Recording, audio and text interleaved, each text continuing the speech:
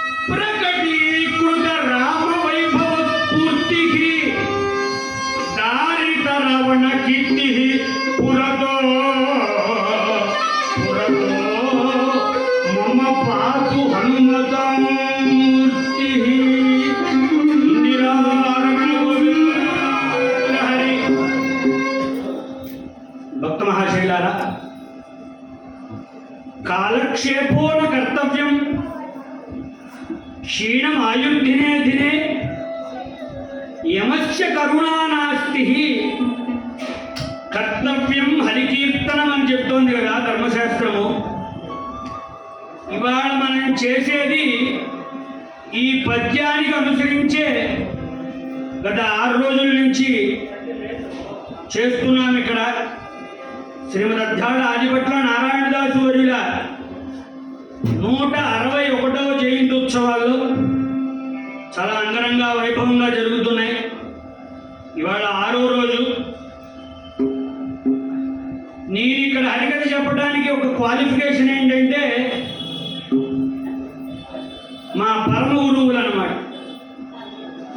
కైవల్యానంద సరస్వతి స్వామి వారి యొక్క మనవణ్ణని చెప్పే ఇక్కడ హరికథకు ఒకటే క్వాలిఫికేషన్. సంగీతం రాదు, సాహిత్యం ఏదో వారితో తిరుగుతున్నాను కనుక అటు ఇటుగా వచ్చింది, తాళం తెలియదు. కానీ మీ ముందు ఒక ప్రయత్నం అన్నమాట. ఎందుకని అంటే ఆ హరికథ అంటే ఒక ఆసక్తి చిన్నప్పటి నుంచి అట్లా ఉన్నది. ఎందుకంటే మా నాన్నగారు వాళ్ళతో ఈ ఉత్సవాలు చూడటం, తిరగటం, దాంతో హరికథ అంటే ఒక ఆసక్తితో ఈ మధ్య ప్రారంభించారు. కనుక మీరందరూ కూడా ఆశీర్వదించి చివరి వరకు విని నన్ను ఆశీర్వదించవలసిందిగా కోరుతూ, అట్లానే ఈ ఉత్సవాలు ఇంత అంగరంగ వైభవంగా జరగడానికి వజ్రోత్సవాలు కదా 75 ఏళ్ళ నుంచి చేస్తున్నారంటే ఏమిటయ్యా అంటే త్యాగేన ఏకేన అమృతత్వం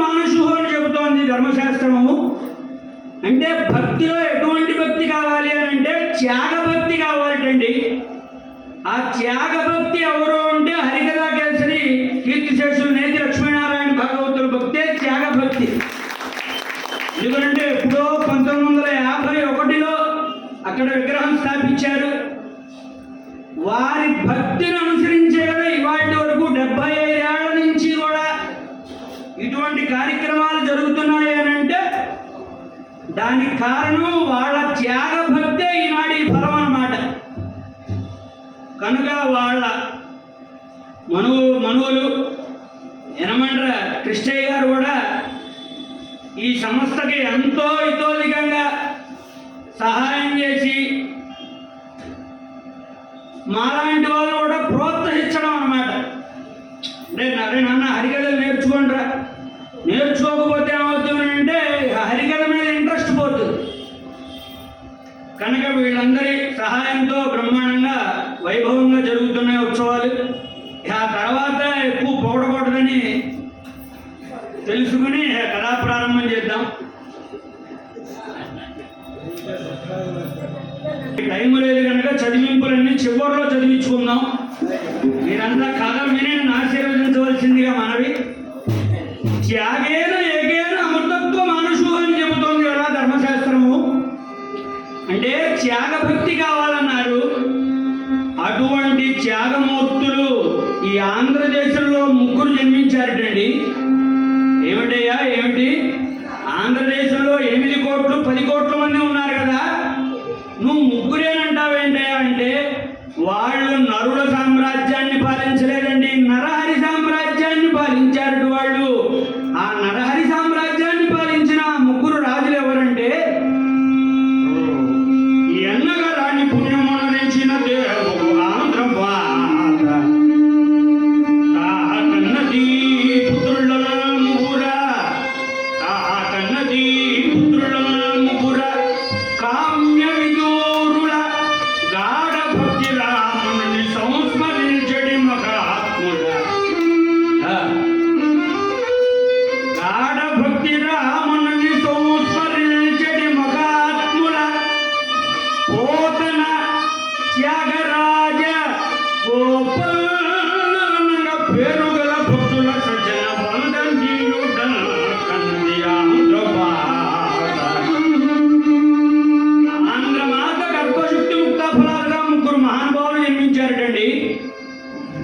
మొదట కంచెర్ల గోపరాజు, కాకర్ల త్యాగరాజు, బొమ్మెల పోతరాజు. ఒక కంచెర్ల గోపరాజు భద్రాచల ఆలయాన్ని నిర్మిస్తే కాకర్ల త్యాగరాజస్వామి సంగీత లోకానికే జగద్గురు అయ్యారు కదా. బొమ్మెల పోతరాజు ఆంధ్ర మహాభాగవతాన్ని తెలుగులోకి అనువదించిన మహోన్నతమైన వ్యక్తి బొమ్మెల పోతరాజు. అది నేలకొండపల్లి జిల్లా. మనం చెప్పుకోబోయే కథ కంచెర్ల గోపరాజు భక్త రామదాసు కథ చెప్పుకుందాం ఇవాళ. అది ఖమ్మం జిల్లా నేలకొండపల్లి. శ్రీ పిలిచిన నెలకొండపల్లియలో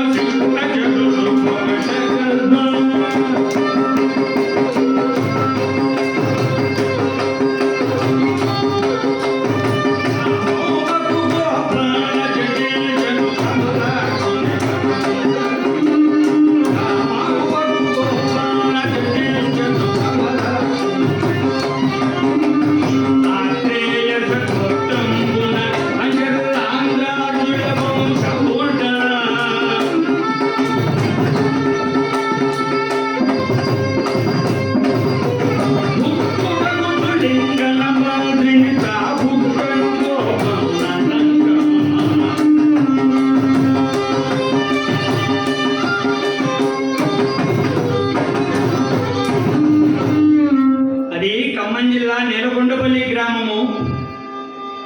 ఆ నేలకొండపల్లి గ్రామంలో ధర్మాత్ములు ఉన్నారు, పూజాత్ములు ఉన్నారు, పుణ్యాత్ములు ఉన్నారు. ఎవరికైనా వస్తే ఇంత అన్నం పెట్టే గృహస్థులు ఉన్నారండి ఆ ఊరి నిండా. అదే నేలకొండపల్లిలో ప్రథమ శాఖి నియోగి అయిన బ్రాహ్మణుడు కంచెర్ల లింగన మంత్రి కామాంబలు మధురమైన వైవాహిక జీవితం గడుపుతున్నారు, మంచి గృహస్థాశ్రమం గడుపుతున్నాడు. ఆ కంచెర్ల లింగన మంత్రికి 10 ఎకరాల జొన్న చేను ఉందిటండి. చక్కగా వ్యవసాయం చేసుకుంటూ కాలం వెళ్ళబుస్తున్నాడు. కానీ భగవంతుడు ఏదో ఒక లోపం కలగజేస్తాడు కదండి. ప్రతి వ్యక్తికి ఏదో ఒక లోపం ఉంటుంది.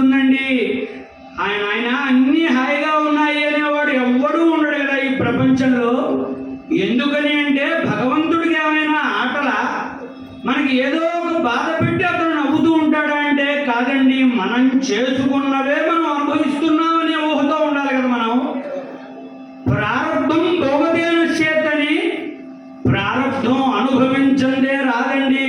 ప్రారంభం అనుభవించాలంటే అనుకోనిదే రాదు, అనుభవించిందే పోదని కదా.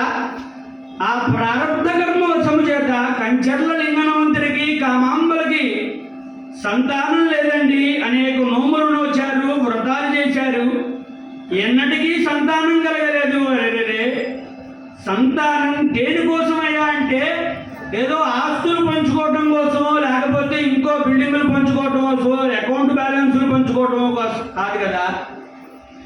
సంతానం ఎందుకు అని అంటే ఈ ధర్మ కార్యక్రమాలు ఏవైతే ఉన్నాయో ధార్మికంగా వాటిని అనుసరించాలండి. అది సంతానం అంటే.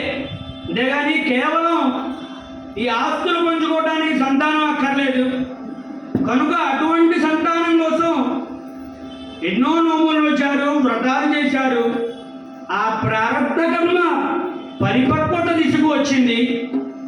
ఆ దిశకు రాగానే ఆ నేలకొండపల్లిలోని వేణుగోపాల స్వామి గుడికి వెళ్ళి దంపతులు ఇద్దరు ఇలా ప్రార్థిస్తున్నారటండి. వెడికి కదా దేవా, వెడికి కదా దేవా, నిన్ను వినానా తోడు తీర్చి నన్నే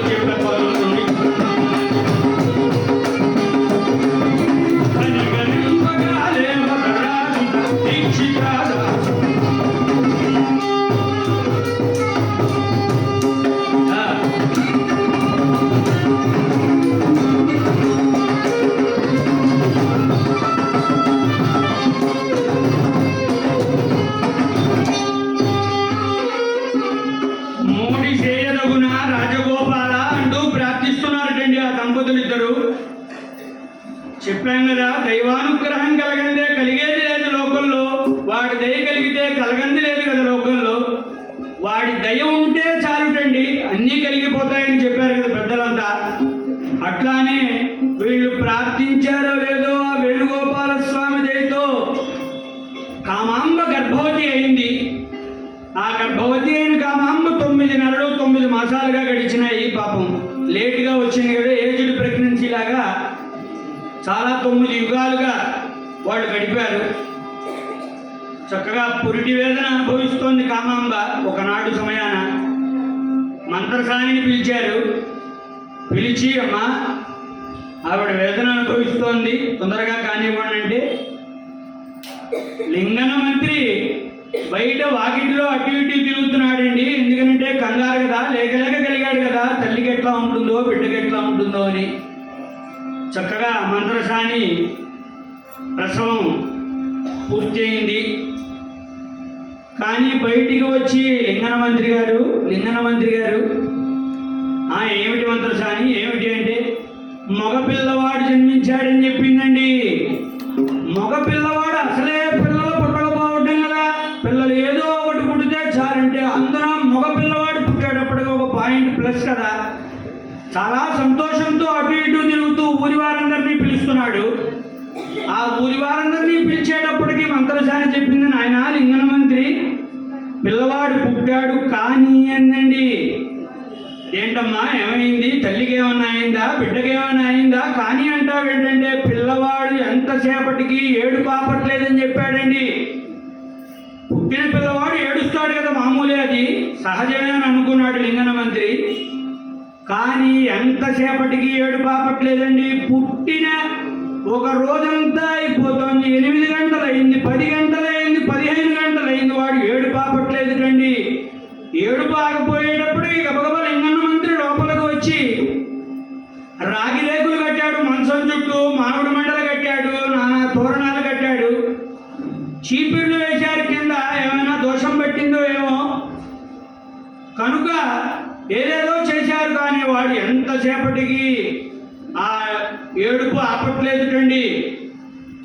ఏడుపు ఎప్పుడు ఆపాడంటే వాడు చిన్న పసిగుడ్డు ఆ నేలకొండపల్లిలో వీళ్ళు ఉంటున్న గ్రామంలో సందుకుండా ఒక యాచకుడు ఎవరో భగవన్నామం చేసుకుంటూ వస్తున్నాడండి. భిక్షాందే భిక్షాందే అని.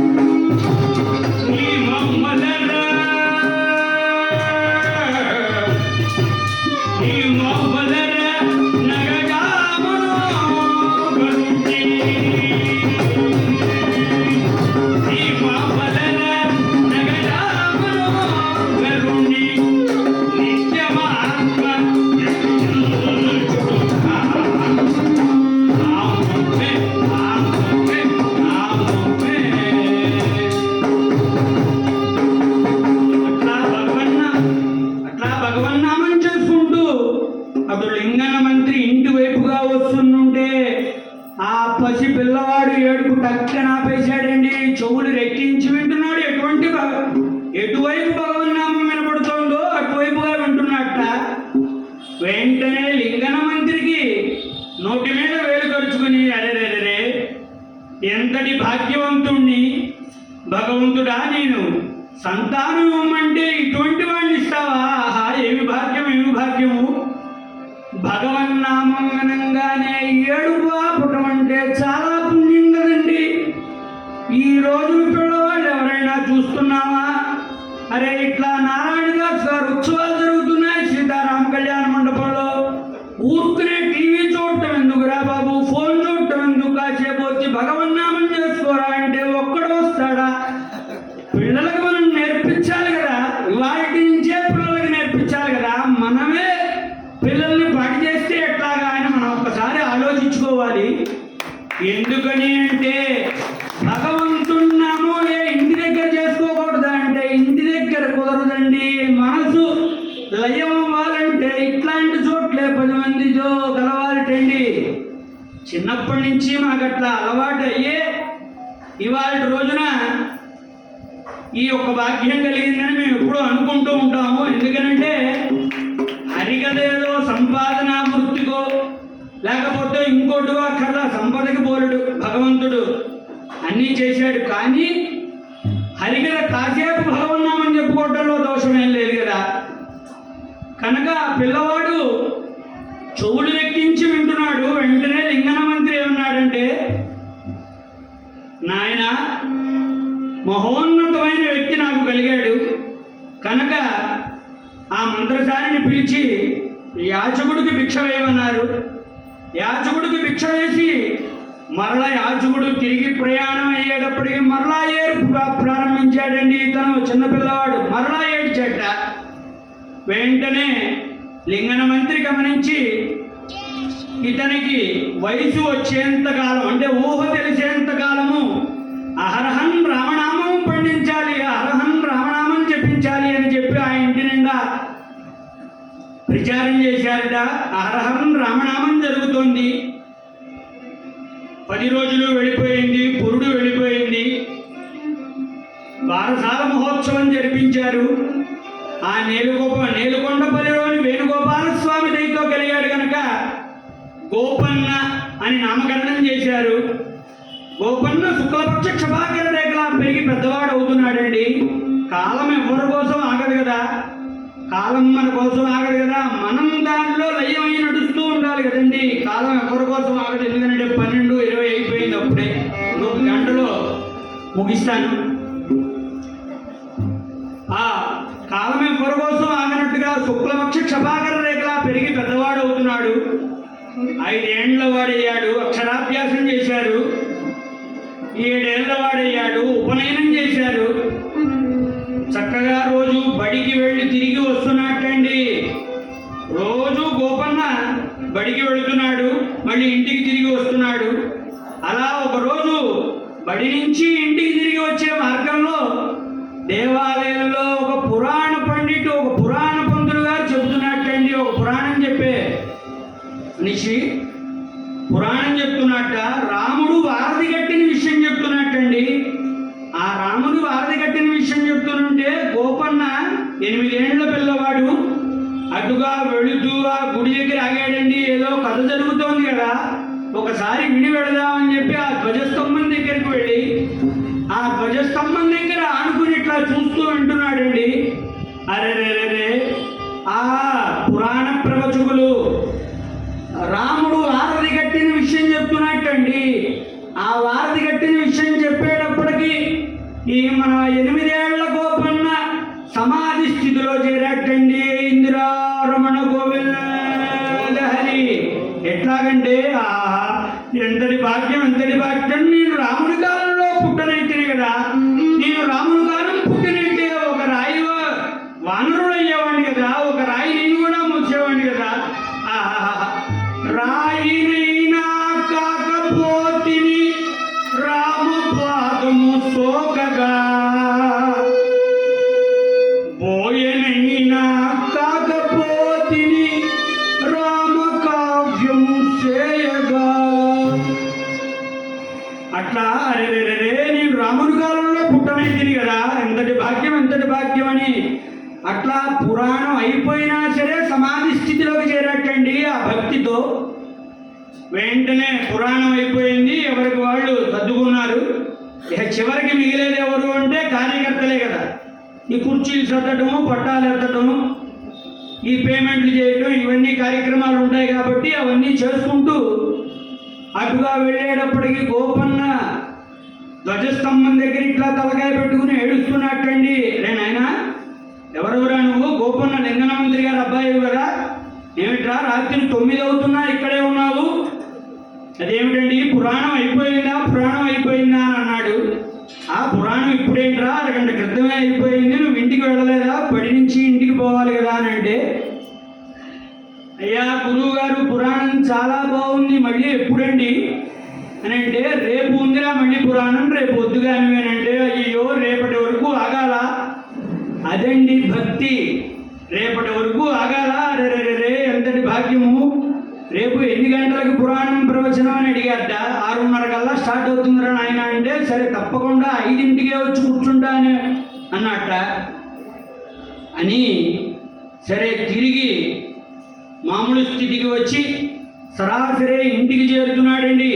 ఇంటికి చేరుతూ ఉండగా అటుగా ఒక ఆజానుబాహుడు కాషాయాంగి ధరించి చేత జపమాల పట్టుకుని వస్తున్నట్టండి. లింగన్న మంత్రికి ఎదురుగా వస్తారు, గోపన్నకి ఎదురుగా వస్తున్నారు.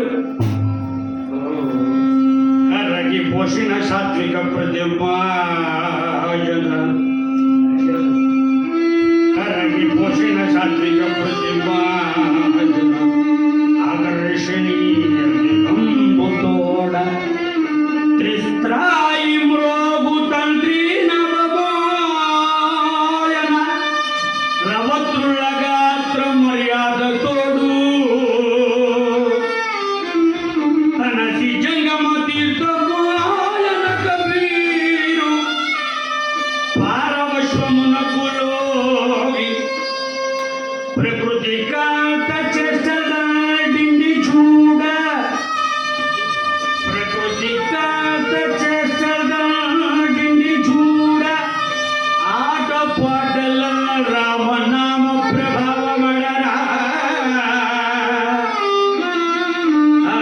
ఆట పాటల రామనామ ప్రభావమడరా.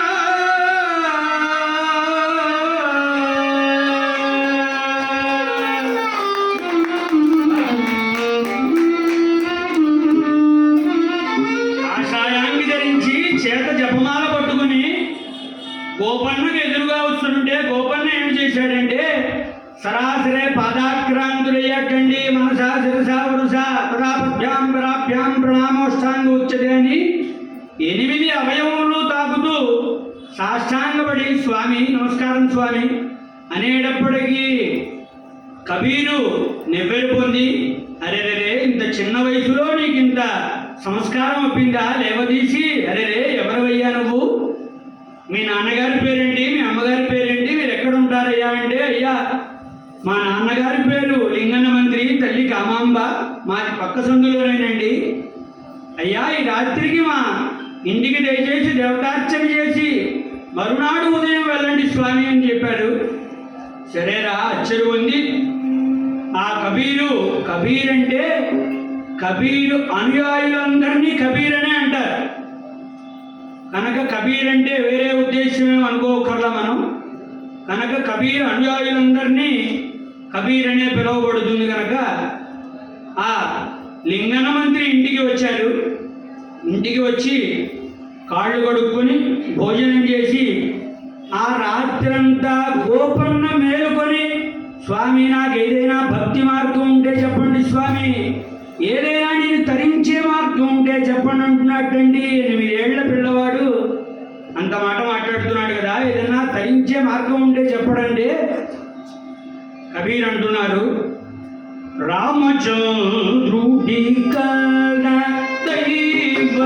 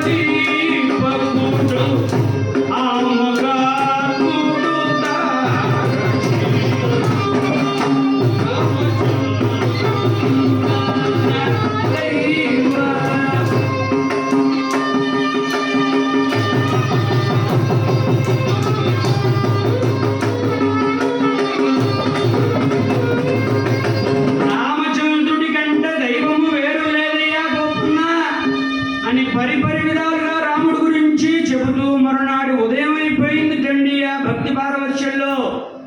మరునాడి ఉదయము నాయన నీకు ఇట్లా కాదు అని చెప్పి ఆ లింగన మంత్రి ఇంటి పురోహితుడైన రఘునాథ భట్టాచార్య స్వామి దగ్గరికి తీసుకువెళ్ళి కబీర్ గారు రామతారక మంత్రం ఉపదేశిస్తారటండి. రామతారక మంత్రం మహిమాన్వితమైన మంత్రము. పరమశివుడు పార్వతికి ఉపదేశించిన మంత్రం కదా అది రామతారక మంత్రం. శ్రీరామ రామ రామేతి, శ్రీరామ రామ రామేతి, రమే రమే మనోరమే, సహస్రనామ తత్తుల్యం రామనామ వరాననే. రామ రామ రామ అని 3 సార్లు అన్నట్లయితే 1000 ఇతర నామాలు కదా. ఆ రామతారక మంత్రాన్ని ఉపదేశించారటండి. ఆ రామతారక మంత్రం ఉపదేశించేటప్పటికీ గోపన్నయ్య నిరంతరం రామతారక మంత్రం చేసుకుంటూ ఉన్నట్ట. నిత్యం స్నానం చేసేటప్పుడు తారక మంత్రం, పడుకునేటప్పుడు తారక మంత్రం, భోజనం చేసేటప్పుడు తారక మంత్రం. కాలం ఎవ్వరి కోసం ఆగదు కదా. 8 ఏళ్లవాడు 18 ఏళ్లవాడు అయ్యాడు. చక్కగా తారక మంత్రం చేసుకుంటూ గడుపుతూ ఒకనాడు ఆ దేవుడు మందిరం దగ్గరికి వెళ్ళి దేవతార్చన చేసి సరాసరి తాటి ఆకులు పట్టుకుని మొదట కీర్తన వ్రాసేటండి రామదాసుడు. ఆ రామదాసుడు మొదటి కీర్తన ఏమిటంటే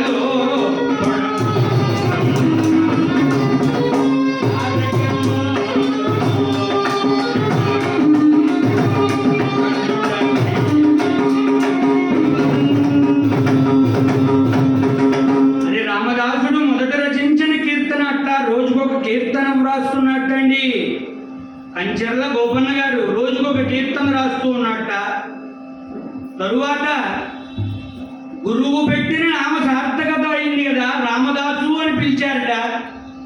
ఆ రామదాసు నామం సార్థకత అయింది. రోజు కీర్తనలు వ్రాస్తూ వచ్చారు. లింగన మంత్రి కామాంబలు ఒకరోజు చూసి, అరే వీడికి యుక్త వయసు వస్తోంది, ఒక కులపిండి పిల్లని వివాహం చేస్తే బాగుంటుందని ఆలోచించారు.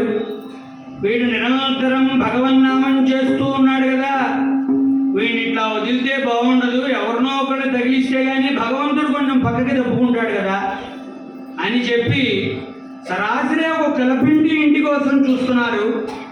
చూస్తూ ఉంటే దూరపు చుట్టమైన గోల్కొండ నవాబు కోటలో పనిచేసే మంత్రి గారు పింగళి అక్కన్న గారు వారి అమ్మాయి కమల ఇచ్చి వివాహం జరుపుతారు గోపన్నకి.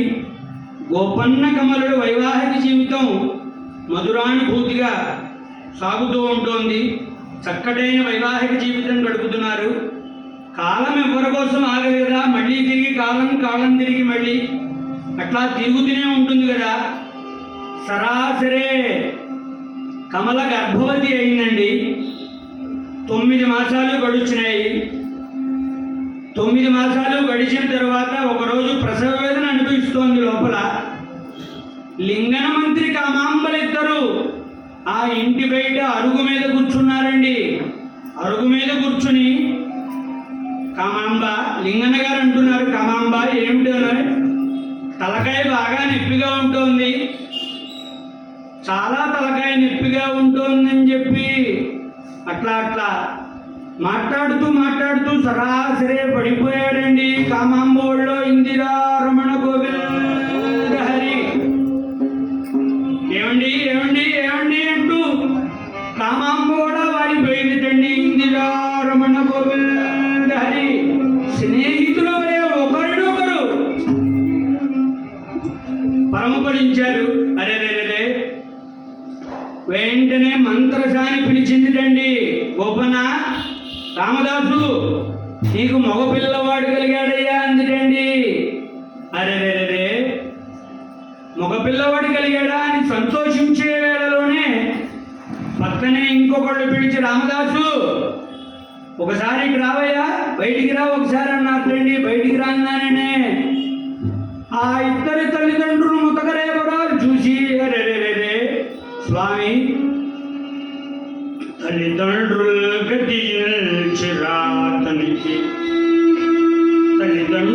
గతించిరాతనికి సీతారాములను చూపి నిర్మల కుప్పీడిన నిల్చతారక పరబ్రహ్మము నిశ్చంతమయ్యే. తల్లిదండ్రులు గతించిరాతనికి సీతారాములను చూపి నిర్మల కుప్పీడిన నిల్చతారక పరబ్రహ్మము నిశ్చంతమయ్యే. ఆ తల్లిదండ్రులు గతించారని చూపిస్తున్నట్టండి. వెంటనే ఇటు పక్క చూస్తున్నాడు. సతి గర్భవాసంబు సుత ప్రాప్తి విడంబింపే. ఆ ములకు రఘురాముడల్ పిలుచు, ఆ ములకు రఘురాముడల్ పిలుచు గోపనయు. యా ఇటు పక్క తల్లిదండ్రులు మరణించారు, అటు పుత్రుడు పుట్టాడు. ఇటు ఒక ఏడుపు, ఒక ఆనందం. ఇది మనకు సమస్య, ఎటువైపు వెళ్ళాలని. కానీ రామదాసుడు స్థితప్రజ్ఞ గలవాడు కదా. ధీరుడై రామదాసులు బంధములు తెంచి ఉన్నారు అని త్యాగరాజ స్వామి కీర్తించారు కదా. అటులనే ఆ స్థితప్రజ్ఞతో తల్లిదండ్రులకి ఆ మిగిలిన కార్యక్రమాలన్నీ పూర్తి చేశారు. పుత్రుడికి జాతకర్మ పూర్తి చేశారు. రఘురాముడని నామకరణం చేశారు. తల్లిదండ్రులు గతించేటప్పటికీ రామదాసుకి తాళం చెవులు వచ్చినాయి. అది అందరికీ తెలిసినదే కదా. తల్లిదండ్రులు గతించారు. వెంటనే రామదాసుడికి తాళాలు వచ్చినాయండి. రామదాసుడికి తాళాలు వస్తే మా నాన్న ఏం దాచాడు అని బీరువాలు తీయలేదండి. తండ్రి ఏది అనుసరించాడో అదే కొడుకు చేసేటండి రామదాసుడు. ఇందిరా రమణ గోవింద హరి.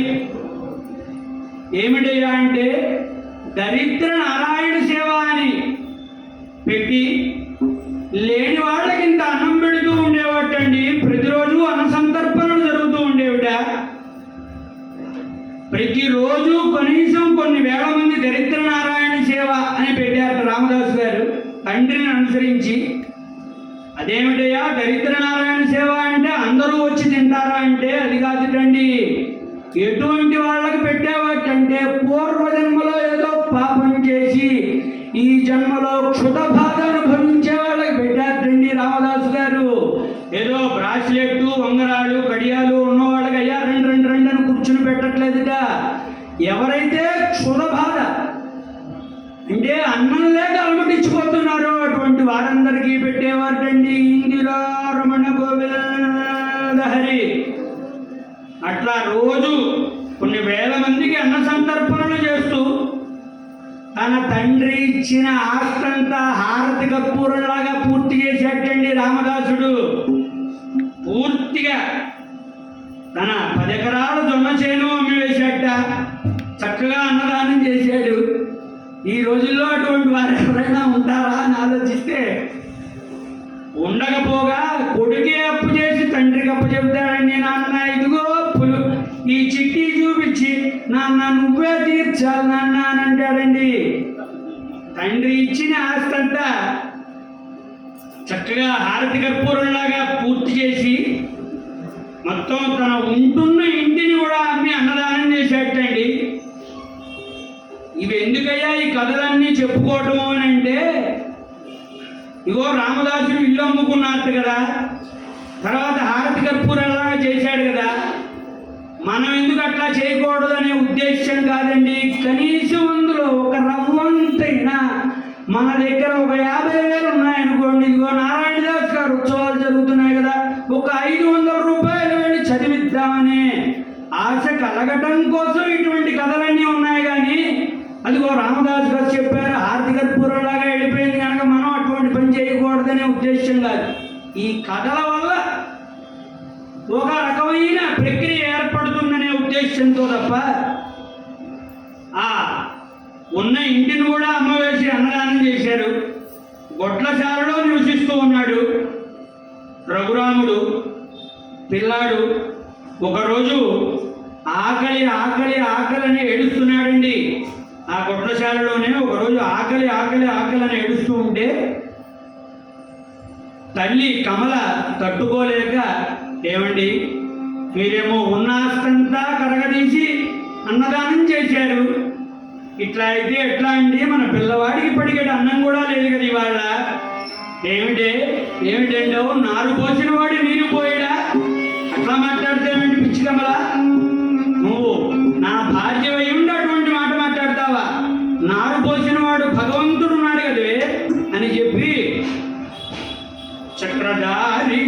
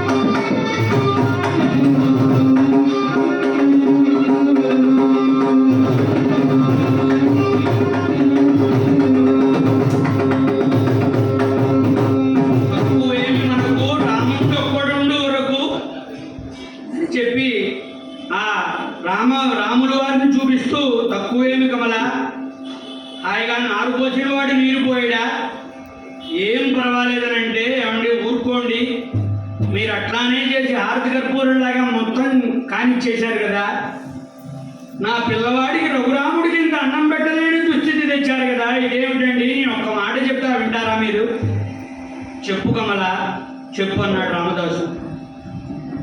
అంటే అలెరెడు గోలుకొండపురి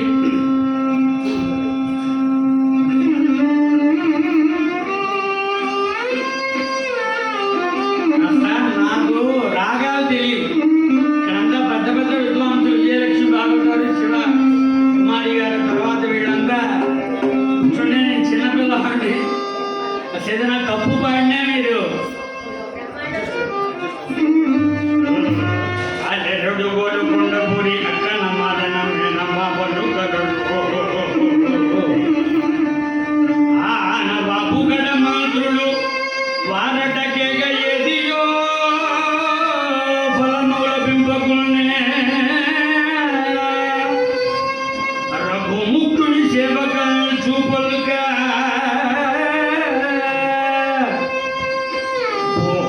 నీవిక పొందుకోనటివా త్వరితంబుగా గంజి కాచుమా.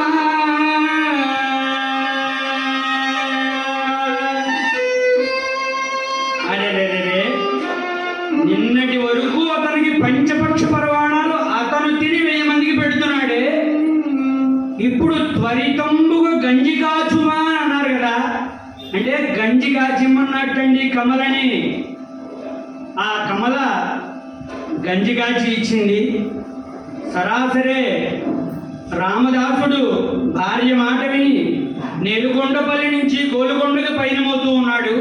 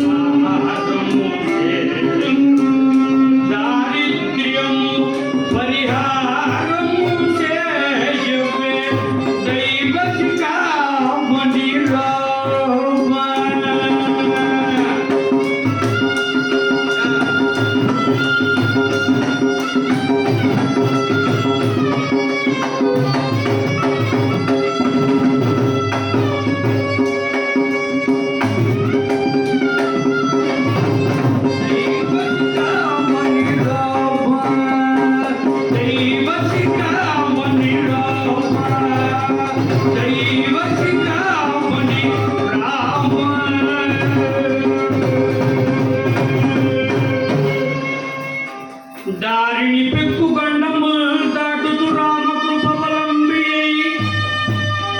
6 దినాల గటు అన్నము పానము లేక కాల్నట జరగొల్కొండ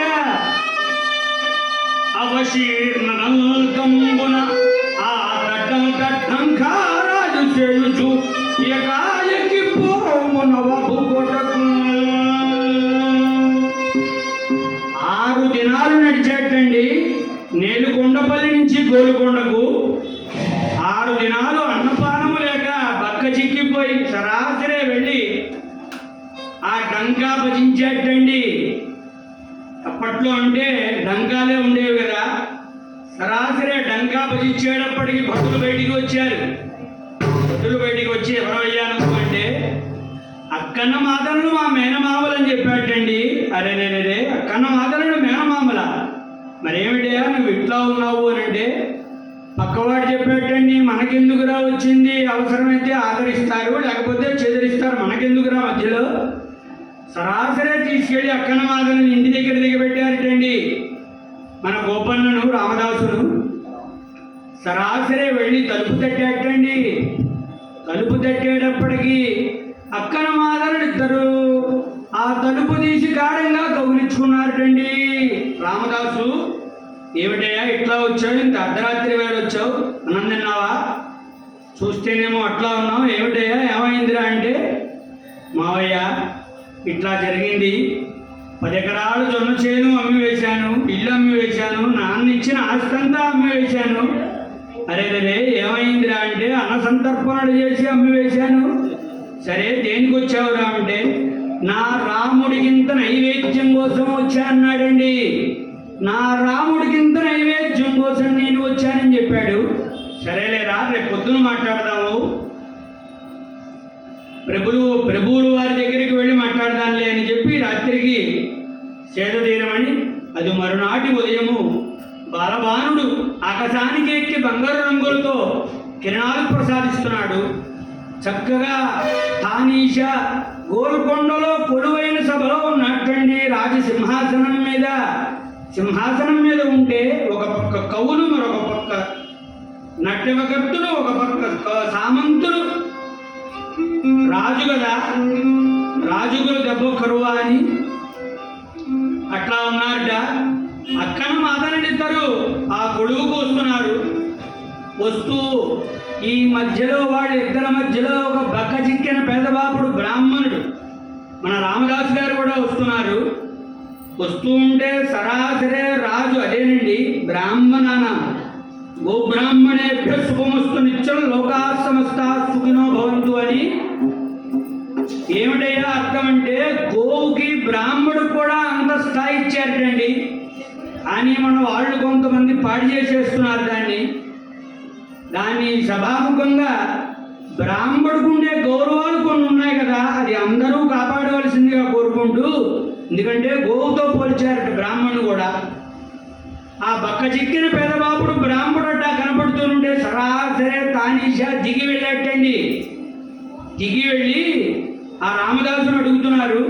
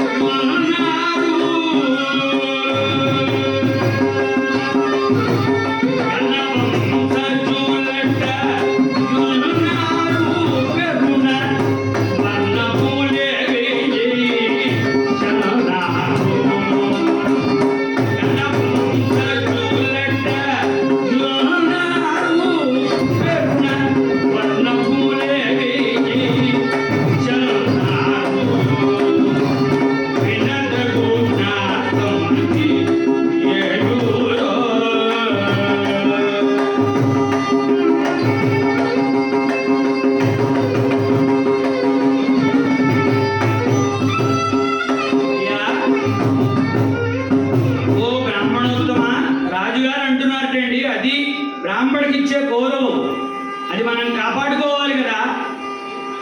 కనుక రాజుగారు తానీష దిగి వచ్చి, వినదగునా మీది ఏ ఊరు అంటే, ఓ బ్రాహ్మణోత్తమ మీది ఏ ఊరయ్యా అంటే చెబుతున్నట్టండి, తమ సర్కారునకంకితం వయ్యే సముద్యకీర్తి ఒప్పారు గ్రామము నేల్కొండపల్లి నివాసమయ్యా గృహనామం బెల్లకంచర్లవారము కామమంబకు లింగండకు గారాబంబుల పుత్రుడ నామము గోపన్న కబీరు శిష్యుడ రామస్వామి దాసుడ. చూడండి ఎట్లా చెప్తున్నాడు. పద్యం సొత్తు ఒక్క తెలుగులోనే ఉందండి. పద్యం కేవలం తెలుగులోనే ఉంది కదా, పద్యానికి మళ్ళీ అర్థం చెప్పకూడదని అన్నారు పెద్దలు. పద్యానికి అర్థం చెప్తే అపార్థం అవుతుందని చెప్పారు చాలా పెద్దలు.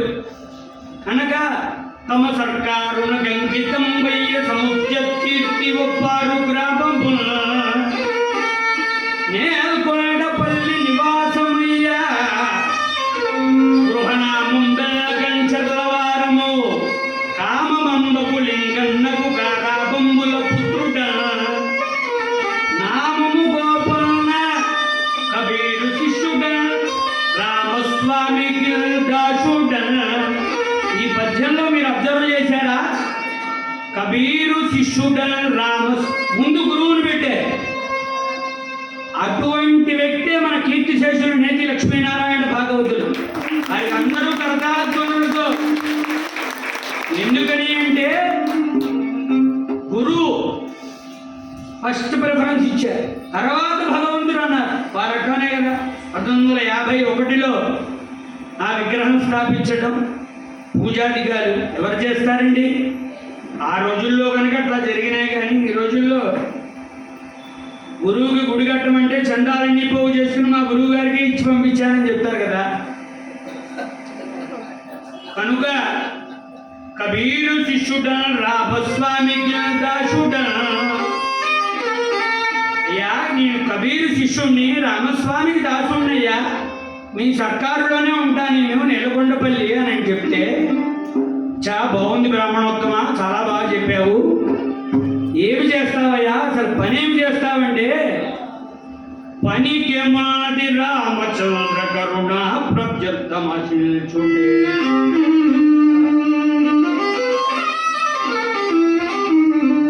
పనికేమున్నది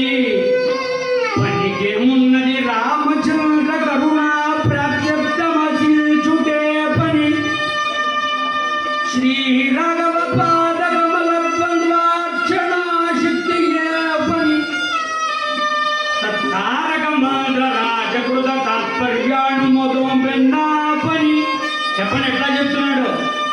తారక మాద రాజకృత తాత్పర్యానుమోదం పెన్నా పని, లేహదల్యము జీతపత్యము సంపాదింపగా నెటిక, లేహదల్యము జీతపత్యము సంపాదింపగా నెటిక. యా ఏం పని చేస్తారంటే పలానా బ్యాంకులోనో పలానా అని చెప్పలేదండి. పనికేమున్నది రామచంద్ర కరుణ ప్రత్యర్థమాశిల్చుటే పని. రామదాసులో కథలో ఏం నేర్చుకోవాలంటే ఇవన్నీ నేర్చుకోవాలండి.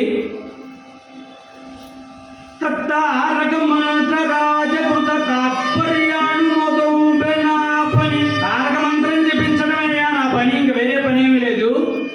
లేదయము జీతపత్యము సంపాదింపగా నెటిక. అయ్యా ఇప్పటి వరకు జీతపత్యాలు ఏం లేవు, రాముని సేవ కైంకర్యంలో జీవిస్తూ ఉన్నాను, ఆయనే చూసుకుంటాడులే అని అంటే, బాగుందయ్యా బ్రాహ్మణోత్తమ, చాలా బాగా చెప్తున్నావు. మరి పెళ్ళయింది అంటున్నావు, పిల్లల గలవాడు అంటున్నావు, మరి ఏమి కోరొచ్చావయ్యా నువ్వు, ఏమిటి అసలు అని రాజు అడుగుతున్నట్టండి. సరాసరే బ్రాహ్మణోత్తమని తిండియు బట్ట కోరడు పోషణ చేసి,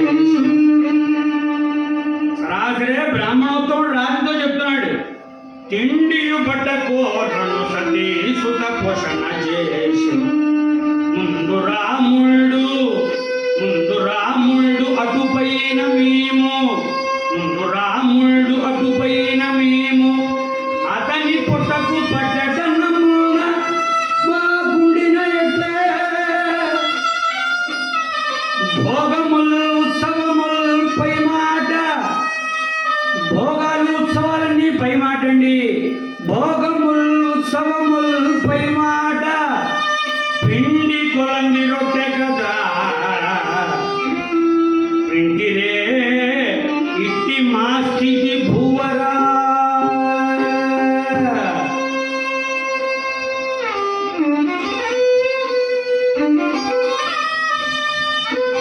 యాని పిండి పట్టుకొని రాలేదయ్యా ఇక్కడ, పిండియు పట్టకోరడు సతీ సుత పోషణ చేసి. ముందు రాముడికయ్యా, ముందు రాముడు అటుపైన మేము, అతని పొట్టకు పట్టడనమున మా గుండిన ఎట్లే. అతని పొట్టకు పట్టడు అన్నం అంటే స్వామివారికి నైవేద్యం పెడితే మాకు వస్తుంది కదయ్యా అని చెప్పి రాజుని ఇట్లా అడుగుతూ ఉన్నాడు. రామదాసు గారు చెబుతూ ఉన్నారు. సరే వెంటనే తానీషా అచ్చరు ఉంది, ఆహా బ్రాహ్మణోత్తమ ఇంతటి భక్తి గలవాడయ్యా. వెంటనే అక్కన మాత్రం ఇద్దరు పిలిచారండి. ఏమయ్యా ఏదైనా కొలువు ఉంటే చూడండి మీ మేనల్లుడికి అంటే, వెంటనే వాళ్ళు పోస్టింగ్ ఆర్డర్ రెడీలో పెట్టారటండి. రాత్రే తెలిసింది కదా ఇతనికి ఏదో ఒకటి చేద్దామని చెప్పి పోస్టింగ్ ఆర్డర్ రెడీలో పెట్టారట. భద్రాచలం తహసీల్దార్గా నియమించారటండి. ఆ భద్రాచలం తహసీల్దార్గా నియమించేటప్పటికి పోస్టింగ్ ఆర్డర్ తీసుకున్న వెంటనే గోల్కొండ నుంచి నేలుకొండపల్లి పైన అయ్యాడు. భార్య దగ్గరకు వెళ్ళి భార్యాబిడ్డలను చూసి వెంటనే వాళ్ళిద్దరినీ తోడుకుని సరాసరి భద్రాచలం వెళుతున్నట్టండి. ఆ భద్రాచలం వెళుతూ ఆ భార్యకి బిడ్డడికి చెబుతున్నట్ట, చిన్నతనంలో తన తల్లి ఉక్కుపాలతో రామభక్తి రంగరించిపోస్తూ చెప్పేదిటండి. రామదాసుడికి చిన్నప్పుడు ఆ రామాంబ ఉక్కుపాలతో రంగరించి చెప్పిందిటండి రామభక్తి. ఆ స్మృతులన్నీ గుర్తు తెచ్చుకుని మా అమ్మ చెప్పింది కదా, భద్రాచలం భూలోక వైకుంఠంగా ఉంటుంది అదని చెప్పి భార్య బిడ్డలకు చెప్తూ తోడుకుని వెళుతున్నట్టండి. ముద్దు ముద్దు సీత ముదిత లక్ష్మణుల తొలిచి అదిగో భద్రాద్రి ఇదిగో చూడండి. ముద్దు ముద్దు సీత ముదిత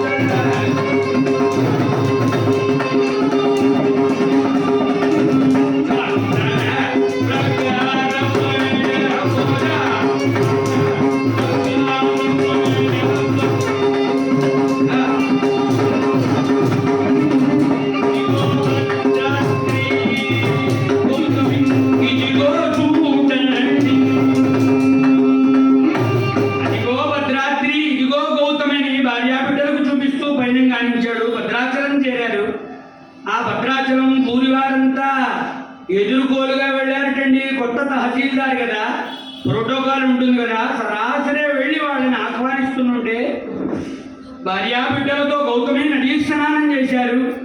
సరాసరి దేవాలయానికి వెళ్ళారటండి. రామదాసుడు దేవాలయానికి వెళ్ళారు. దేవాలయానికి వెళ్ళంగానే ఆ దేవాలయాన్ని చూసి ఒక్కసారి ఆశ్చర్యపోయారు. అయ్యో, మా అమ్మ చెప్పిన భూలోక వైకుంఠం ఇదేనా, ఇట్లా అయిపోయింది ఏమిటి, జీర్ణంగా కనపడింది తండ్రి రామదాసుడికి. అరే, అంతకుముందు తమ్మలదమ్మక్కానికి ఒక కోయ స్త్రీ ప్రతిరోజు నైవేద్యం చేసి స్వామివారికి అర్చన చేస్తూ ఉండేది. తరువాత ఆవిడ గతించిన తర్వాత ఎవరూ లేరు కదా. వెంటనే భగవంతుడు కలలో కనపడి రామదాసుని చెప్పాటండి, అయ్యా నువ్వే వచ్చి సేవ చేయాలయ్యా అని చెప్పాడు కదా భగవంతుడు. ఆ రామదాసుడికి అంతటి భాగ్యం కలిగిందేమో. అరే, ఇటువంటి జీర్ణ దేవాలయం ఇట్లా ఉంటే ఎట్లా అని, ఇది భూలోక వైకుంఠం అని మా తల్లి చెబుతూ ఉండేది కదా చిన్నప్పటి నుంచి అని చెప్పుకుని సరాసరే తన వృత్తి ప్రారంభించాడండి. తహసీల్దార్ కదా, సరాసరే జాయిన్ అయిపోయాడు. వెంటనే ఆ గ్రామంలో బకాయి పడ్డవన్నీ వసూలు చేస్తున్నట్టండి. సామరస్యంతో, దండలతో కాదండి, సామరస్యంతో భక్తితో అందరినీ ఆకట్టుకుంటూ పన్ను బకాయిలన్నీ చెల్లించుకుంటున్నాడు. సరాసరే ఒకరోజు గోల్కొండ నుంచి జమాబందీ ఖర్చులు వచ్చినాయి. ఆ ట్యాక్స్ ఖర్చులు ఉంటాయి కదా, జనవరి ఫిబ్రవరి మార్చి లాగా ఆ జమాబందీ రోజులు వచ్చినాయి. సరాసరి అక్కడి నుంచి కొంతమంది వచ్చారు గోల్కొండ నుంచి. వచ్చి భద్రాచలంలో లెక్కలన్నీ చూస్తున్నారు. సరాసరి లెక్కలన్నీ ఒప్పచెప్పాడు రామదాసుడు. చివరికి వాళ్ళంతా సాయంత్రం అయ్యేటప్పటికి వెళ్ళిపోతుంటే, స్వామి వెళ్ళిపోతారేంటి స్వామి, మీరు ఈ లెక్కలేనా, ఇవొక లెక్కలయ్యా, ఇవొక ముక్తి లెక్కలు, ముక్తి లెక్క ఒకటి ఉన్నది కదా, దాన్ని ఏమైనా మీరు రోజు కాసేపన్నా చేస్తున్నారయ్యా అంటే, ఏమో స్వామి మాకు చదువుకునే రోజుల్లో ముక్తి లెక్క ఏమి చెప్పలేదు, ఓన్లీ భుక్తి లెక్కలే చెప్పారండి, అకౌంట్స్ ఏంటో. అరే, ఇట్లా అయితే ఎట్లా స్వామి, ముక్తి లెక్క ఒకటి ఉన్నది, అది ఏమిటంటే దేశిక బ్రహ్మోపదేశమును తన సాటి రానట్టి మేటి శ్రీరామకోటి దారిద్ర్య కలిత సంతాపమెంతయు బాబు మేటి రతనాల పేటి శ్రీరామకోటి బలినే యథాదృశ ప్రభావమలరు రామకోటి రచించి తారక మహత్వ సిద్ధి దర్శింపుడుమయ్యా సారమతులారా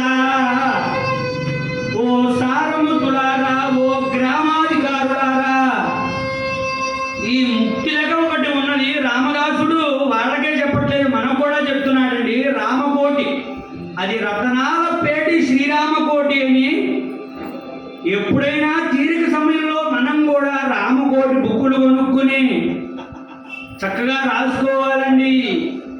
ఈ ఫోన్లో సరాసరి నిరంతరం ఈ మధ్య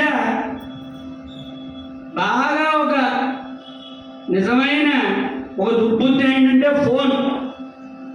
ఈ ఫోన్ ఉండటం వల్ల పక్కన ఎవరు ఉంటున్నారో కూడా తెలియట్లేదు కదా. ఎందుకట్లా టైం వేస్ట్ చేసుకోవడం? చక్కగా రామకోటి రచించమని చెప్తున్నాడు, అది ముక్తి కదా అని చెప్పి సరాసరి ఆ గ్రామాధికారులందరికీ హితబోధ చేసి, అరే మీరు ఎక్కడికైనా వెళుతున్నారు, గోలుకొండ కాదు, వాడు మా ఇంటికి రావాలి, మా ఇంట్లో పలానా వ్రతం చేశాను, సత్యనారాయణ స్వామి వారి వ్రతం చేశాను, లేకపోతే రామవ్రతం చేశాను, ఇట్లా రోజు ఏదో ఒక వ్రతం, ఆ వ్రతంలో 1000 మందిని పిలవటం, చక్కగా అన్నసంతర్పణ చేస్తూ ఉండటం, తన తండ్రిని అనుకరించి చేస్తూ ఉన్నాడు కదా. సరాసరి ఆ రోజు గ్రామాధికారులందరినీ కూడా పిలిచాడు. ఆ గ్రామాధికారులందరినీ కూడా పిలిచి సరాసరే కూర్చోబెట్టి, స్వామి మీరు కూర్చోండి అని చెప్పి భోజనం వడ్డిచ్చాడండి. మీకు సాదమా, మీకు అన్నమా, మీకు కూర, మీకు చారా, మీరు పప్ప, కమలా ఇటు తీసుకురా, ఆ గిన్నె ఇటు తీసుకురా అని చెప్పి సరాసరి భగవంతుని రూపంలో చూస్తున్నాడండి. ప్రతి రూపము భగవంతుడే అనుకుని అన్నదానం చేస్తూ ఉన్నాడు కదా. చక్కగా అన్నదానం చేస్తూ ఆ రఘురాముడు తన తండ్రి వెంబడి అటు ఇటు తిరుగుతున్నాడండి. కాళ్ళల్లో కాళ్ళు పెట్టుకుని తిరుగుతూ ఉన్నాడు. ఆ ఇన్ని వేల మందికి వండి వార్చిన గంజిగుంట ఆ పక్కనే ఉందండి, తాటి ఆకుల పక్కనే. సరాసరి ఆ రఘురాముడు తండ్రిని అనుసరించి, తండ్రి మీకు సాదమా, మీకు అన్నమా, మీకు చారా, మీకు పప్ప అని వడ్డిస్తూ ఉండగా సరాసరి తండ్రిని అనుసరించి తాటి ఆకుల పక్కనే ఉన్న ఈ ఇన్ని వేల మందికి వండి వార్చిన గంజిగుండ మృత్యుదేవతాత్వంలాగా పగ పగ పగ పగమని మండుతూ ఉంది. సరాసరి ఈ లేత తీగ లాంటి రఘురాముడు సరాసరే వెళ్ళి ఒక్కసారి కాడు జార్చాటండి. ఇందిరారమణ గోవింద హరి జారింది ఒక్కసారి కాలు, తేలింది తుకుతుకమని మాంసపు ముద్ద ఉడికిపోయిందిటండి. ఇన్ని వేల మందికి గంజి వార్చాడు కదా. సరాసరే ఉడికిపోయి తేలిపోయి అటుగా మలిన పదార్థం పారవేయడానికి వచ్చింది కమల. కమల మలిన పదార్థం పారవేయడానికి వచ్చి చూచింది. అరే నా కుమారుడే కదా అని చటక్కన తీసి పైకి పెట్టిందండి. ఆ మృతకలేవరాన్ని సరాసరి ఇట్లా తీసి భూదేవి అగ్నిదేవతని ఎట్లా అయితే తన కడుపులో దాచుకుందో, తన కుమారుడి మృతదేహాన్ని కూడా కమల ఇట్లా కొంగుపరుచుకొని, అరే ఇప్పుడు కనుక నీవు ఏడిస్తే సరాసరి ఇన్ని వేల మంది మధ్యలో వేస్తారు కదా భోజనం చేస్తూ, ఇటువంటిది తగునా? లేదు కదా. ఎందుకని రామదాసుడి భర్తగా, రామదాసుడు భార్య గనక, స్థితప్రజ్ఞ రామదాసు భార్య గనక సరాసరి భోజనం అయిన తర్వాత దీని గురించి చెప్పాలి అని చెప్పి సరాసరి కొంగుపరుచుకొని అట్లా ఉండగా మన రామదాసుడు సరాసరి భోజనం అయిపోయి చేతులు కడుక్కోవటానికి అటు వస్తూ ఉండగా ఆ భర్తను చూసి సరాసరి కొంగు విడిచి కుమారుడు శవాన్ని ఇట్లా పడవేసి, మీరు చేసిన సేవకిది రాముడు మనకిచ్చిన వరమా ఓ స్వామి అని ప్రతి గొల్లుమని ఏడుస్తోందిటండి. అయ్యో రామా రామా అని ఎంత తప్పు చేశానయ్యా, అమ్మా అని పిలిపించుకుని 2 ఏళ్ళు అయిపోయింది. 2 ఏళ్లలోనే స్వామిని తీసుకెళ్ళిపోయావా? ఏమిటయ్యా నీవు ఇక్ష్వాకు వంశంలో మళ్ళీ వెనక్కి తీసుకునేదేమీ లేదని చెప్పావు కదయ్యా, నీ ప్రసాదాన్ని ఎట్లా తీసుకున్నావని అడిగిందిటండి. ఎందుకు అడిగింది అంటే భక్తుడికి అధికారం ఉంటుందండి. భక్తుడికి భగవంతుడితో, అయ్యా భగవంతుడు గారు మీరు నాకేదో చేస్తారని అడగకూడదటండి. కృష్ణ రామ అని ఏకవచనంతో పిలవచ్చుటండి. భక్తుడంటే భక్తుడికి ఎప్పుడు భగవంతుడు భయపట్టండి, భక్తుడికి ఎప్పుడు ప్రేమనే చూపిస్తాటండి భగవంతుడు. ఇందిరారమణ గోవింద. అట్లా కమల బోరుని ఏడుస్తూ, మీరు చేసిన ఈ ప్రతిఫలానికి ఇదే ఆ స్వామి అని బోరును వెళ్ళబెట్టుకుని ఉండే పిచ్చిదానా కమల విలపింప ఫల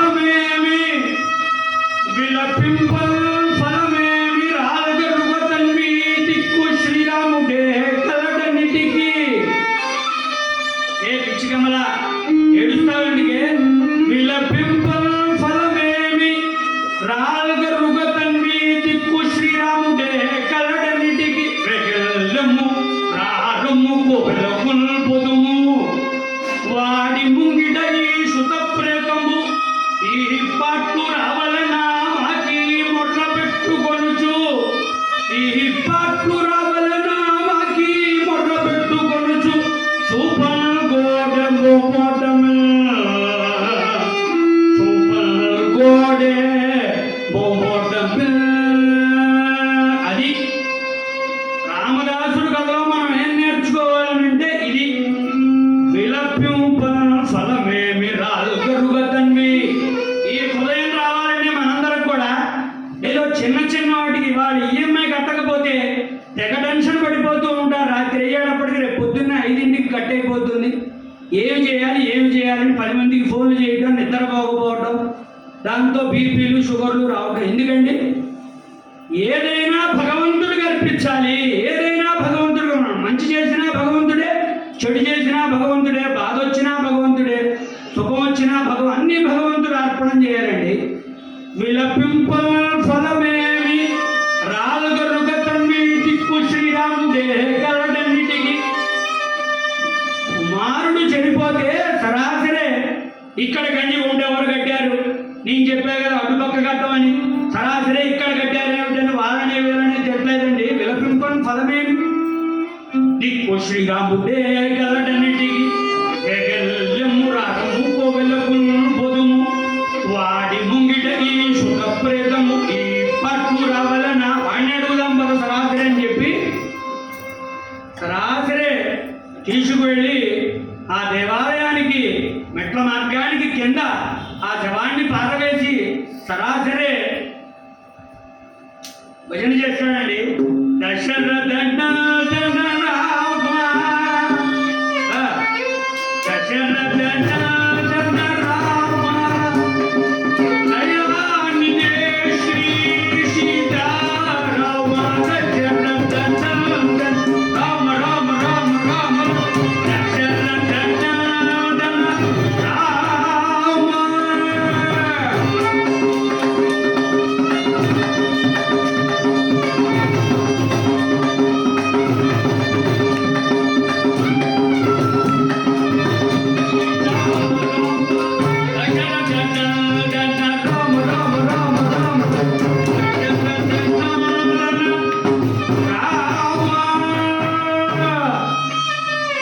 భగవంతుణ్ణి పరిపరి విలాలు ప్రార్థిస్తున్నట్టండి ఆ దంపతులిద్దరు. సరాసరే ఆ రఘురాముడు, లేత తీగ లాంటి రఘురాముడు సరాసరే అట్లా అట్లా కదిలేటండి. అది భగవంతుడు కృప కదా, భగవంతుడు దయతో కలిగాడు.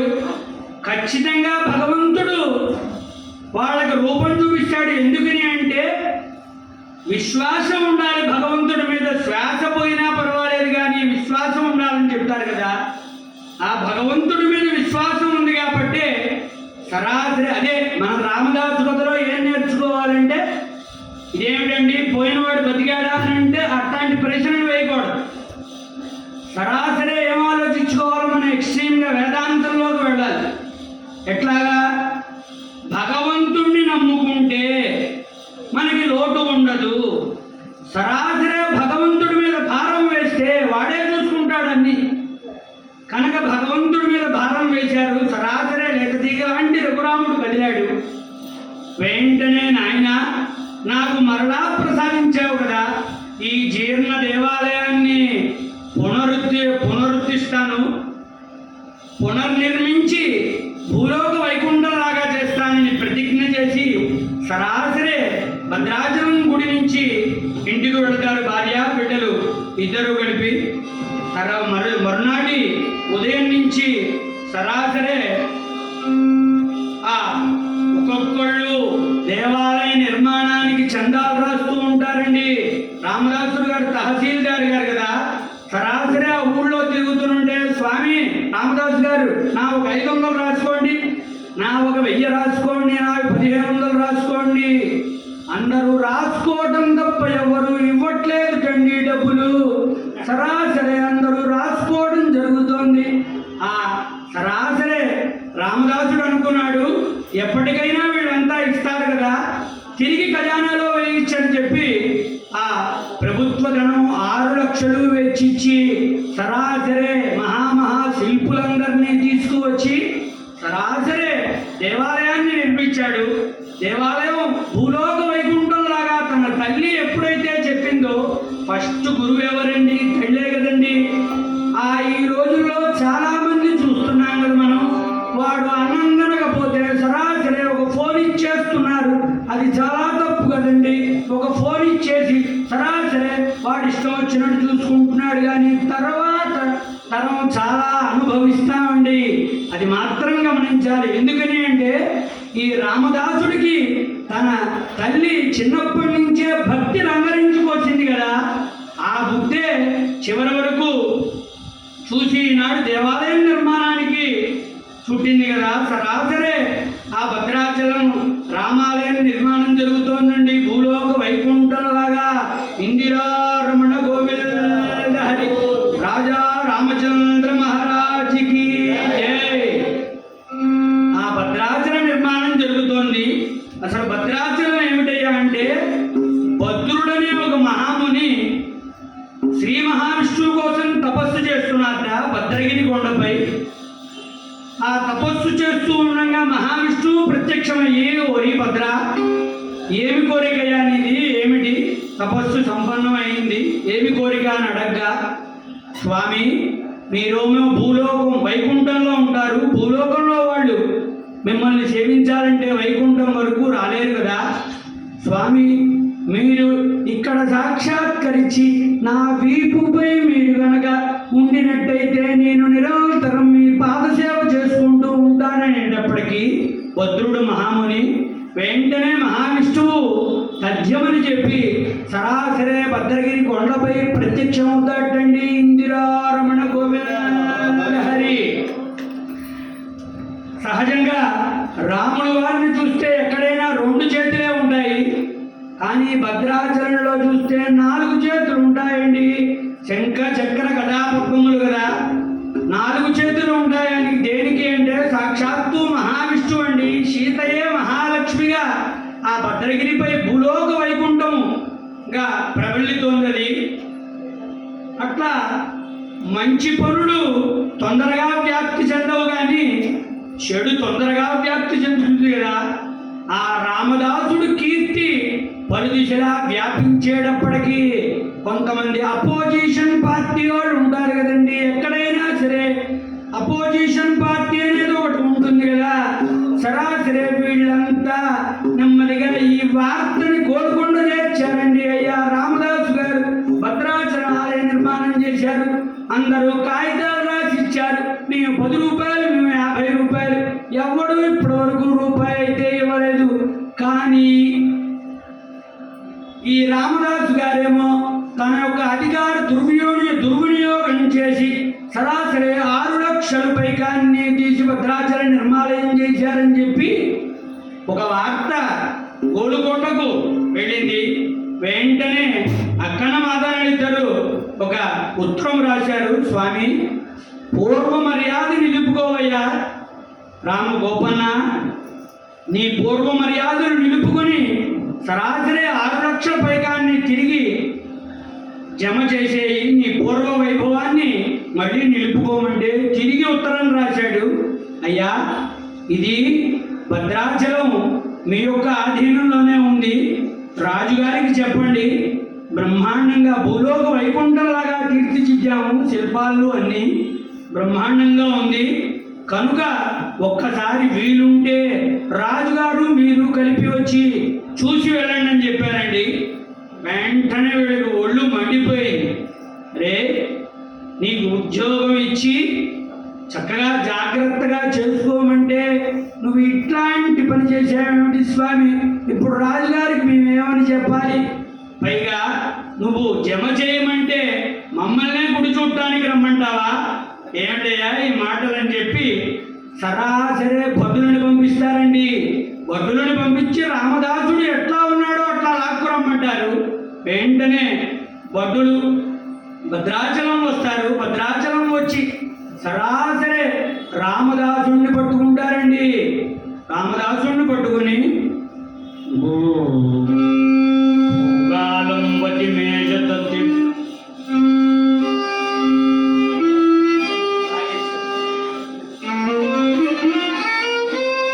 భూగాలం వతి మేజ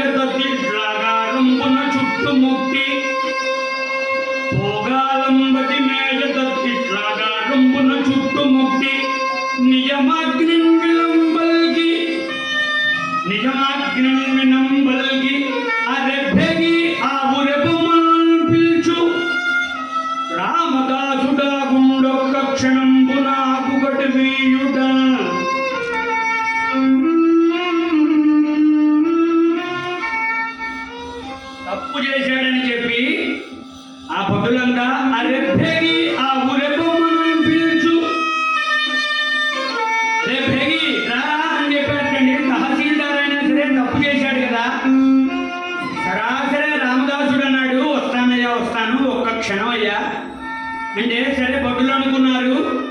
సరాసరే భార్యాబిడ్డలను చూడటానికి వెళ్తాడు కాబోలు అని అనుకుంటే సరాసరే భద్రాచల రామాలయానికి వెళ్ళాటండి. ఆ భద్రాచల రామాలయానికి వెళ్ళి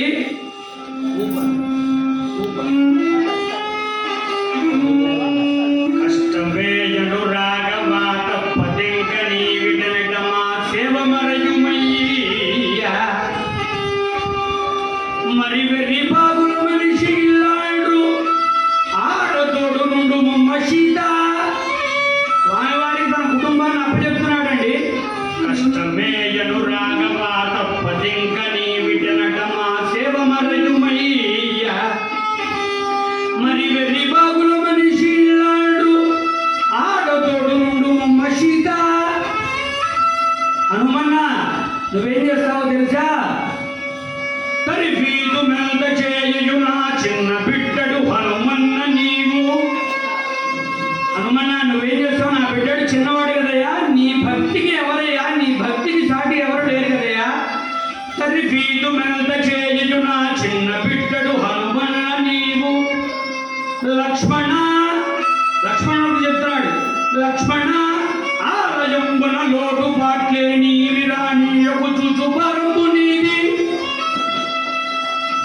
చూచు పరుపు నీది మగడత్తు నాలేనో రేటు ఏ దండన పిలుచురో తెలియకుండానేమో గాని ఏదో చేశా నేను పూర్వజన్మలో పాపం తెలియకుండానేమో గాని ఏది ఎక్కైనా నా కాప్తహితులు మీరే, ఏది ఎక్కైనా నా కాప్తహితులు మీరే సెలవు దయచేయు నిశ్శాంతముల.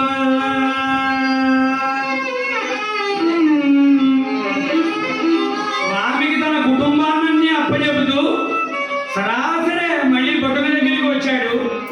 ఆ బొట్టుల దగ్గరికి వచ్చి సరాసరే ఆ బొట్టులు గొలుసులు వేసి కాళ్ళకి చేతులకి గొలుసులు వేసి లాక్కెడుతున్నారండి. కమల చూసి సరాసరే అడ్డుపడ్డదండి. అడ్డుపడి స్వామి మీరు వెళ్ళిపోతే మా గతి ఏమిటి స్వామి అని అంటే,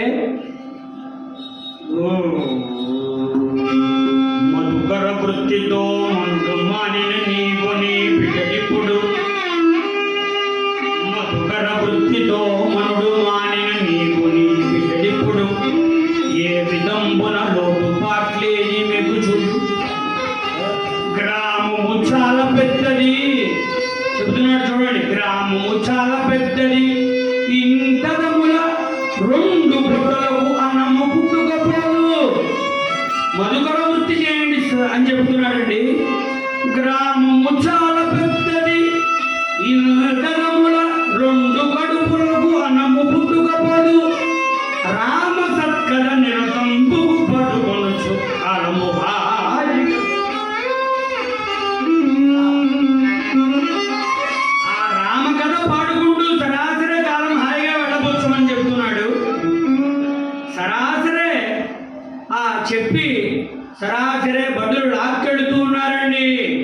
పాలగడలి శయంత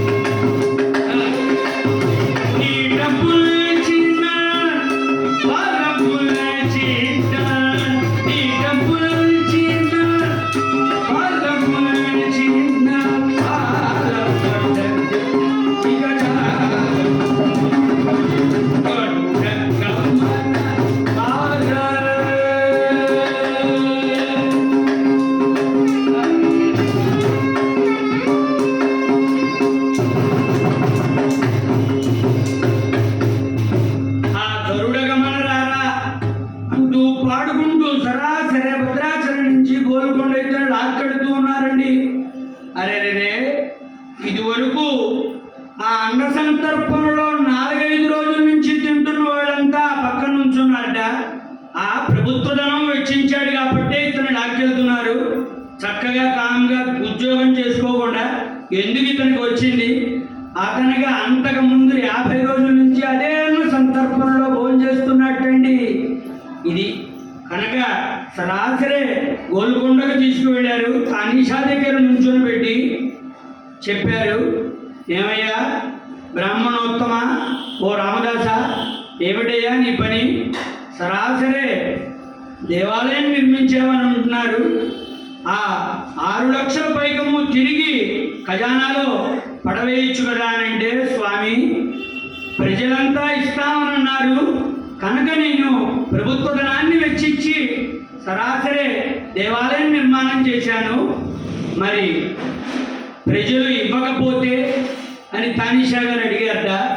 ప్రజలు ఇవ్వకపోతే ప్రభువే ఇస్తాడు, ఆ రామచంద్ర ప్రభువే ఇస్తాడు కదయ్యా. ప్రజలు ఇవ్వకపోతే ప్రభువే ఇస్తాడు. ఆహా, ప్రభువు ఇస్తాడా? అయితే ప్రభువు వచ్చేంత వరకు నువ్వు చెరసాలలో ఉండాలని సరాసరి భటులను ఆదేశించారటండి. సరాసరి చెరసాలలో పడవేశారు. ఆ రామదాసుడు సరాసరి చెరసాలలోకి వెళ్ళి తన రూపురేఖలన్నీ మారిపోయినాయి. ఆ గొలుసులు వేసి లాక్కొని వచ్చేటప్పుడు చిరిగిపోయినది అన్నీ, మొత్తం బట్టలన్నీ నాశనం అయిపోయి బక్కగా చిక్కిపోయాడు. సరాసరి చెరసాలలో ఉంటాడు. ఎట్లా ఉంటాడు తెలుసా? లలితోర్క పునరుద్ధారణ చేసి కలకలలాడు బొమ్మగీయలను తెల్లబోయే పింజలు పోసి బట్ట కట్టడు తీరు మట్టలాగిన చెక్కి మాయమయ్యే ఉత్తరీయము యజ్ఞోపవీతి వైరీతి చెడు నేర్పు విపుడు జొబ్బానుడంగే చోడియంగలి అంటే గంజి, చోడియంగలి ఒక డొక్క శుద్ధి చేసే కలిగురానే లకటి కాస్తరణమయ్యే వక్రగామియకు కాలచక్ర మహిమా, వక్రగామియకు కాలచక్ర మహిమ పరమ భక్తుడికి అంతటి పాటలు వచ్చే. ఈ కాలచక్ర మహిమ ఉన్నది కదా, ప్రారంభ మహిమ అంటారు దాన్ని. కనుక అది ఎంతటి వారికైనా తప్పదు కదా. వక్రగామియకు కాలచక్ర మహిమ పరమ భక్తుడికి ఎంతటి పాటలు వచ్చే. ఇట్లా ఉండేవాడు.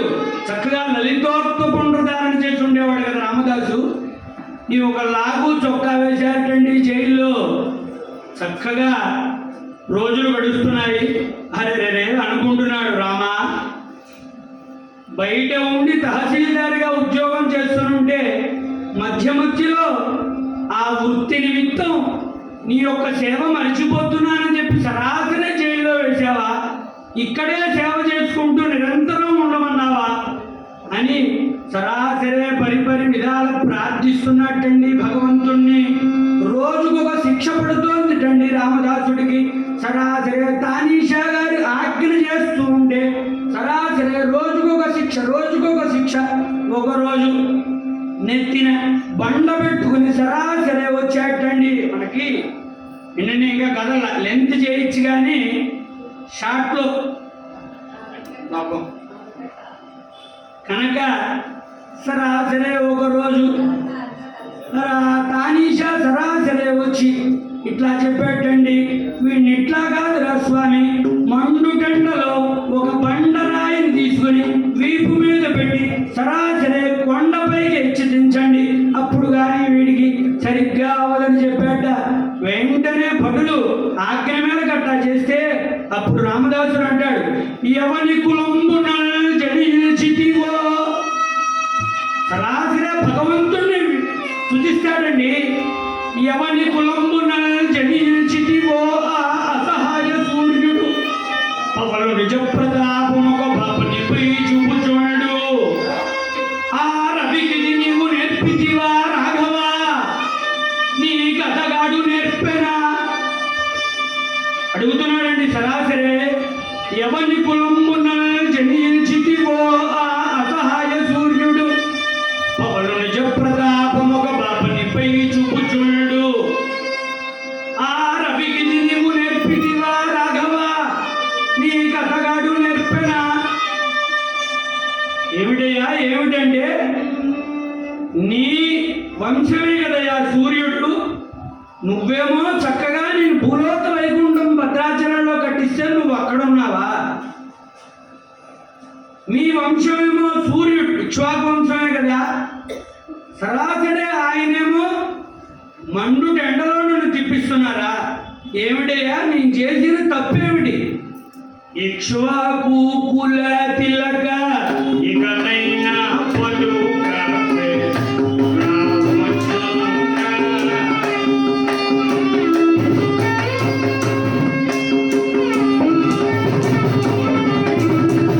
రాత్రే భగవంతుడికి లెక్కప్ప చెప్తున్నాడండి. సీతమ్మకు చేయిస్తే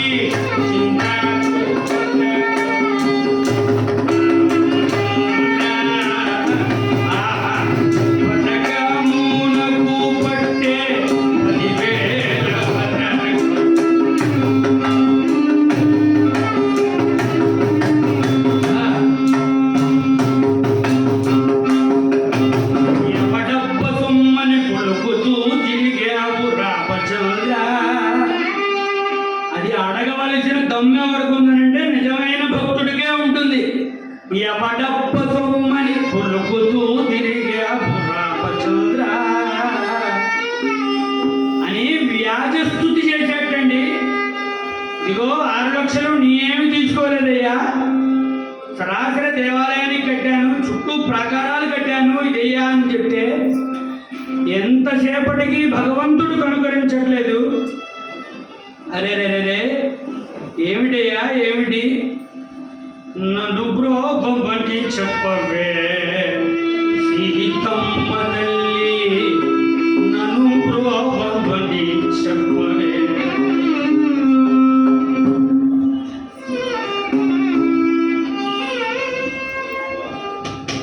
నడుబ్రోమని చెప్పవే అంటే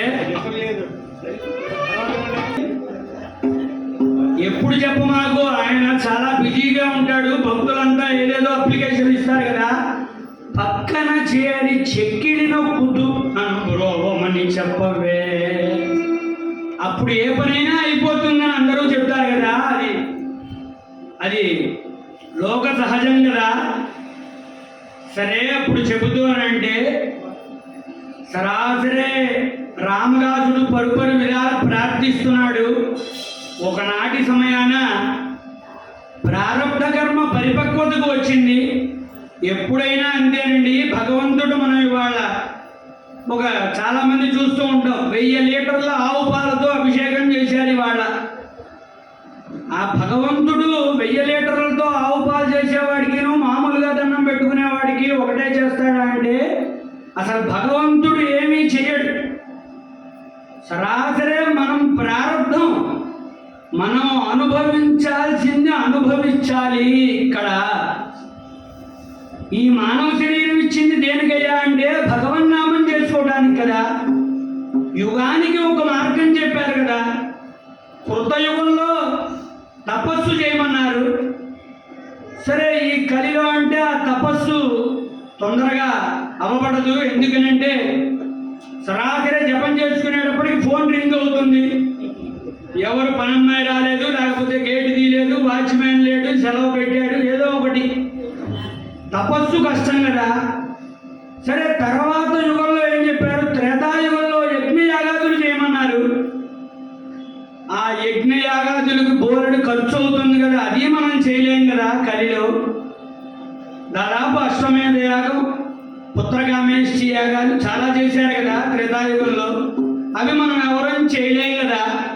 భగవంతుడు ఎంత ప్రేమ దయామయుడో చూడండి. ఇన్ని యుగాలు చెబుతూ ద్వాపర యుగంలో దానం చేయమన్నారండి. ద్వాపర యుగంలో దానం చేయమన్నారు. ఆ కలిలో అది కూడా కుదరదని చెప్పి కలవుతూ కేవల భక్తి బ్రహ్మ సాయుధ్యగారిణి అన్నారు. ఇందిరారమణ గోవింద ఎంత చాలా చక్కగా చెప్పారు. కలవుతూ కేవల భక్తి బ్రహ్మ సాయుధ్యగారిణి అంటే భక్తి ఉంటే చాలు. ఇక్కడికి వచ్చి హరే రామ రామ రామ హరే హరే, హరే కృష్ణ కృష్ణ కృష్ణ హరే హరే అంటే చాలండి. అయిపోయింది. 50% అక్కడే మొత్తం వెళ్ళిపోయింది వెనక్కి. సరాసరే కలవుతూ కేవల భక్తి బ్రహ్మసాయుధ్య గారిని భక్తి అన్నారు కదా, భక్తిరేవ గరీయసి.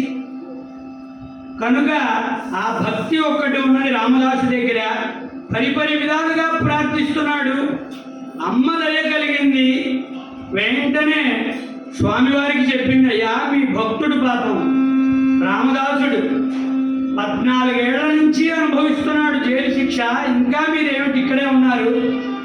సరాసరే వెళ్ళి వారిని రక్షించవచ్చు కదా అంటే, ప్రారంభ కర్మ పరిపక్వతకు వచ్చింది, కంగారక్కర్లేదు, దాని టైం అది జరుగుతూ ఉంటుంది అని సరాసరే రామలక్ష్మణుడు ఇద్దరు గడిపి గోల్కొండకు ప్రయాణం అయ్యారండి. ఆ గోల్కొండకు ప్రయాణం అయ్యి సరాసరి గోల్కొండ కోటలోకి వెళ్ళి ఈ 6 లక్షల వరాహాలు సరాసరి ఆ తానీషా ముందర పడవేసి, ఏమిటయ్యా ఎవరు మీరు అని అడిగారు రాజుగారు. ఇట్లా వచ్చేసారా అర్ధరాత్రి వేళ తలుపులు తీసుకుని అంటే, మేమెవరైతే మీకెందుకు, సరాసరే మీరు ఎక్కడ వారంటే మేము భద్రాచలంలో నివసిస్తూ ఉంటాము, మా భక్తుడు రామదాసుడు. సరాసరే చెప్పాడండి, భగవంతుడు భక్తుడికి ఊడిగం కూడా చేస్తారండి. మా గురువు రామదాసుని బందీగానా చేశారు కదా, 6 లక్షలు కట్టలేదని.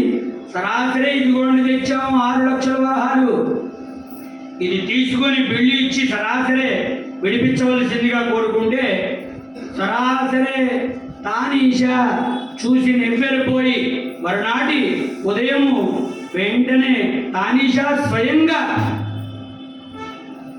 ఆ కరశాలకు వెళ్ళి చెరశాలకు సరాసరే తలుపు తీస్తున్నారో లేదో ఈ రామదాసుడు భయపడుతున్నాడండి. ఇవాళ ఏ శిక్ష విధిస్తారో, ఇవాళ ఎక్కడి నుంచి ఎక్కడ కొడతారో ఏమో అని భయపడుతూ ఉండగా, రామదాసు నిన్ను విడుస్తున్నామయ్యా అంటే, స్వామి నిజమా? రామదాసు నిన్ను విడుస్తున్నామయ్యా అని చెప్పి సరాసరే బయటకు తీసుకువచ్చి రామదాసుని, భద్రాచలంబును నీకు జాగీరుగా రాసి ఇచ్చితి, ఆ భద్రాచలాన్ని నీకు జాగీరుగా రాసి ఇచ్చానండి. ఎందుకంటే తానీషాకి ముందరే తెలుసండి, వారు రామలక్ష్మణుడిద్దరూ వచ్చి భగవంతుడిద్దరూ వచ్చి 6 లక్షల పైకం చెల్లినట్టు తన కలలో కనపడుతుందండి. అదేమిటి అమ్మవారు అడుగుతుంది, స్వామి తానీషా కనపడతారా?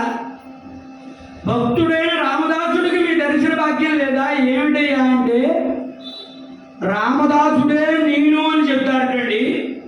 నేనే ఆ రామదాసుడిని, నేనే కనుక నాకు నేనేం కనపడ్ను.